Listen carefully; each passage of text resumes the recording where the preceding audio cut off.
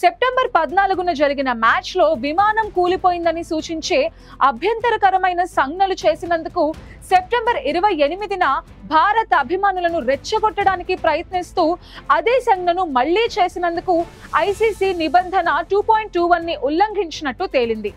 మరోవైపు టీమిండియా ఆటగాడు Suryakumar match fees లో 30% జరిమానా విధించారు. అలానే 2 డీమెరిట్ పాయింట్లు ఇచ్చారు. ఐసీసీ ప్రవర్తన నియమావళిలోని నిబంధన 2.21ని ఉల్లంఘించినట్టు ఐసీసీ పేర్కొంది.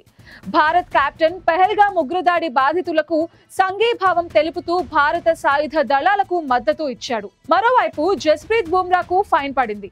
ఒక అధికారిక హెచ్చరికతో పాటు ఒక డీమెరిట్ పాయింట్ కూడా విధించారు. పాకిస్తాన్ తో జరిగిన ఫైనల్స్ లో రౌఫ్ ని అవుట్ చేసిన తర్వాత విమానం కూలిపోయిందని సైగ చేశాడు. అతను నిబంధన 2.21 కింద మోపబడిన ఆరోపణను అంగీకరించాడు. మరో పాకిస్తాన్ ఆటగాడు సాహిబ్ జాదా ఫర్హాన్ కు ఒక డీమెరిట్ పాయింట్ విధించారు. భారత్ పై హాఫ్ సెంచరీ చేసిన తర్వాత బ్యాట్ తో తుపాకీని కాల్చినట్టు సంజ్ఞ చేస్తూ సంబరాలు చేసుకున్నందుకు నిబంధన 2.21ని ఉల్లంఘించినట్టు తేలింది.